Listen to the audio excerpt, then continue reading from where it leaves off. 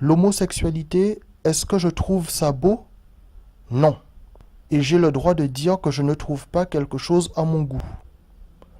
Le danger est qu'aujourd'hui, un totalitarisme mental est en train de naître avec le concept d'homophobie.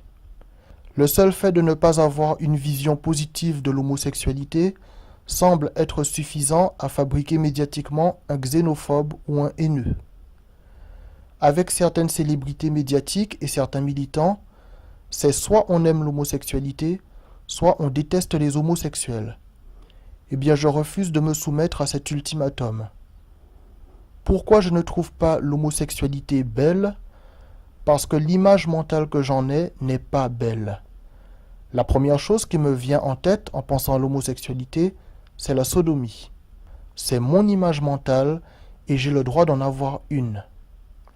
L'anus est l'orifice par lequel vous déféquez. Il est rempli de bactéries et de microbes. Donc, en termes d'hygiène et d'odeur, la sodomie est exécrable. Deuxièmement, l'humanité compte plus de 2 milliards de personnes chrétiennes.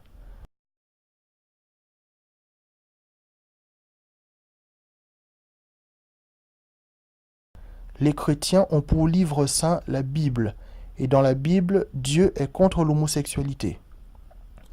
En imposant des émissions où l'homosexualité est promotionnée, des médias télé et des médias sur Internet décident donc d'ignorer volontairement les principes de vie de plus de 2 milliards de personnes chrétiennes dans le monde. Des médias télé et des médias sur Internet se placent donc en militants idéologiques, en guerre contre les opinions différentes de plus de 2 milliards de téléspectateurs et d'internautes potentiels.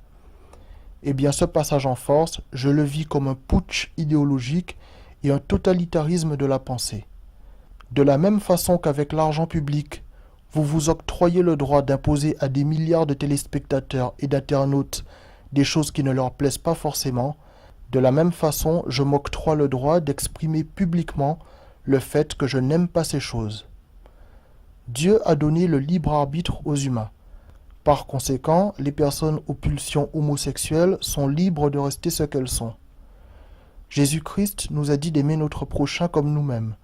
Par conséquent, nous devons aussi aimer les personnes aux pulsions homosexuelles. Par contre, ce que je ne permettrai pas, c'est que l'on m'interdise d'avoir une opinion négative sur l'homosexualité, car là, on touche à ma liberté fondamentale d'avoir un avis différent. Imaginez que je demande à un individu « Est-ce que vous aimez les personnes de race noire? Oui ou non ?»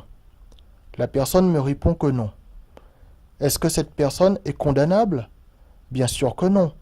Cette personne use de sa liberté fondamentale d'avoir une réponse négative. Alors, est-ce que l'homosexualité, je trouve ça beau? La réponse est non. Voilà. Ne pas aimer une pratique sexuelle ne signifie pas détester ceux qui ont cette pratique. Pour sortir de l'homosexualité, il faut demander de l'aide à Dieu dans la prière. Il y a tellement d'exemples de personnes qui sont sorties de l'homosexualité grâce à Dieu. Regardez vous-même.